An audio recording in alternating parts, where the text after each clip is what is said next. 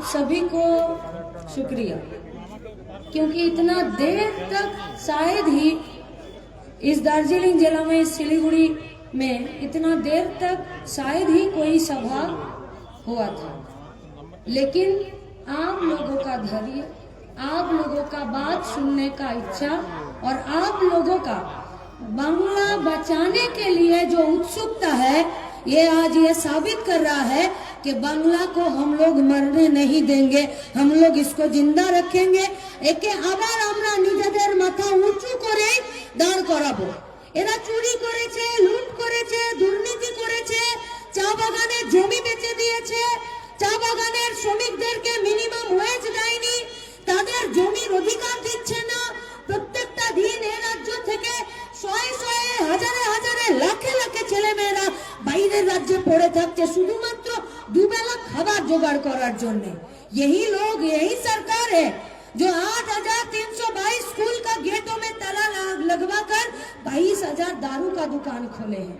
এরা ওই সরকারি গো যারা আমাদের চা বাগানের মেয়েগুলোকে বাইরের রাজ্যে পাচার হয়ে যাবার জন্য রাস্তাতে গ্রিন কার্পেট পেতে দিচ্ছে।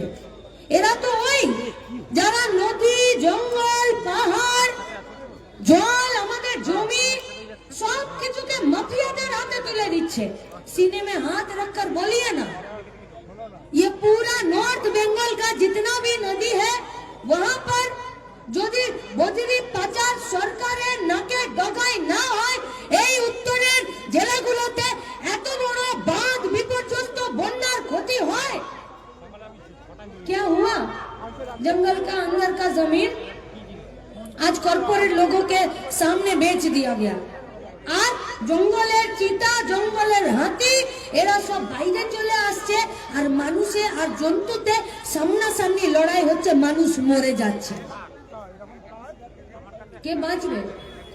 लेकिन सवाल यहाँ पर नहीं है, सवाल है दूसरे जगह पर कि जो लोग बोले थे कि तृणमूल को थोड़ा सा टाइट देंगे और तृणमूल को अगर यहाँ से उत्खात করার আছে তাহলে বিজেপিকে ভোট দাও।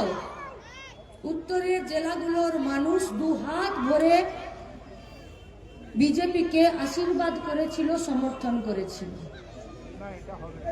বিধানসভার ভেতরে ছিল। लेकिन 70 गो बीजेपी का माई का लाल का हिम्मत नहीं हुआ तृणमूल का चोरी को रोकने का। हुआ हिम्मत?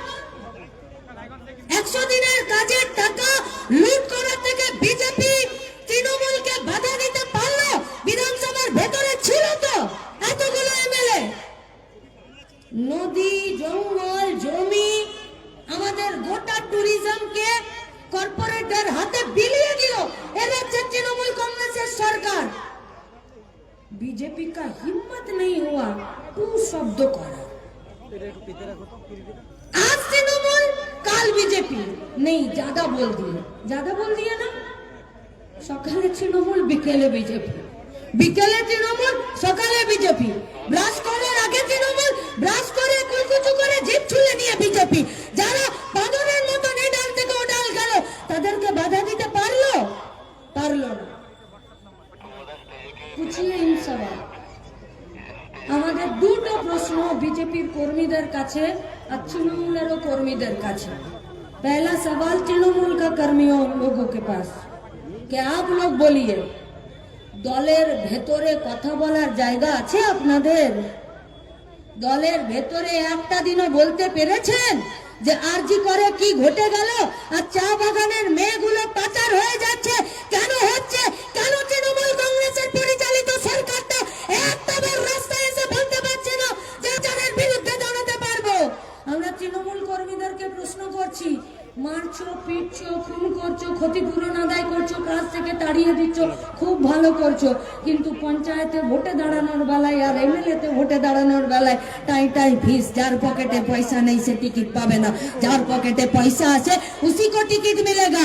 আর তারাই আপনাদেরকে সিঁড়ি বানিয়ে নিয়ে আর এই পশ্চিমবঙ্গের টাকা পয়সাকে লুট করছে।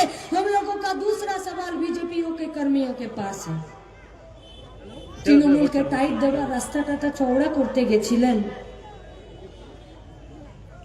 আরে 2000 কর্মী যদি আমাদের মরেছে, 2000 কর্মী যদি আমাদের ঘর ছাড়া হয়েছে, 2000 কর্মীদের বিরুদ্ধে যদি মিথ্যে মামলা दिए तो 20 गो कर्मी तो आप लोगों का भी पीटा है, 20 गो कर्मी आप लोगों का भी तो मरा है, 20 गो कर्मी के खिलाफ आप लोगों की भी तो 20 गो कर्मी के खिलाफ वो लोग झूठा केस दिया था, तो आप लोग बोलिए ना, আপনারা বলুন, আমাদেরকে বলতে হবে না, টিকিয়ে পড়ার মাঠে এসে কথা বলতে হবে না, পার্টি অফিসে গিয়ে আপনাদের জেলার আর রাজ্যের নেতাদেরকে গিয়ে জিজ্ঞেস করুন যে কি এমন বাধ্যবাধকতা ছিল যে গরুচোর অনুব্রতটা এখন জেলের বাইরে ঘুরে বেড়াচ্ছে, কি এমন বাধ্যবাধকতা ছিল চাল চুরি করার জ্যোতিপ্রিয় মল্লিক জেলের বাইরে ঘুরে বেড়াচ্ছে, কি এমন তৃণমূলের সঙ্গে বিজেপির বাধ্যবাধকতা আছে যেখানে চাকরি বিক্রি করে দেওয়া পার্থ চ্যাটার্জি আজকে জেলের বাইরে ঘুরে বেড়াচ্ছে, কি এমন বাধ্যবাধকতা আছে সরকারি ভাইপো কয়লা চুরিতে নাম থাকার পরেও পশ্চিমবঙ্গে সিনা টান কর গুমরা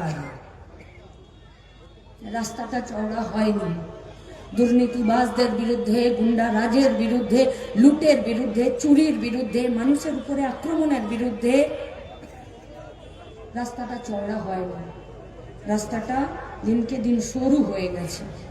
তাই আপনাদের কাছে আমরা এসেছি, এই মাঠে যারা বসে আছেন, যারা গতর খাটিয়ে খান, মাথা উঁচু করে বেঁচে থাকতে চান, পশ্চিমবঙ্গের বেকার ছেলে মেয়েদের মাথা উঁচু করে রোজগার করার জায়গা করে দিতে চান, আমরা আপনাদের কাছে জিজ্ঞেস করছি, এই ধরনের রাজনৈতিক যে খেলাটা খেলছে তার বাইরে আমরা নিজেরা নিজেদের বুথে দাঁড়াতে পারবো তো? আমাদের বাংলা বাঁচাতে কি পারবো তো আমরা আমাদের বুথে বুথে এই বাংলাকে বাঁচাতে?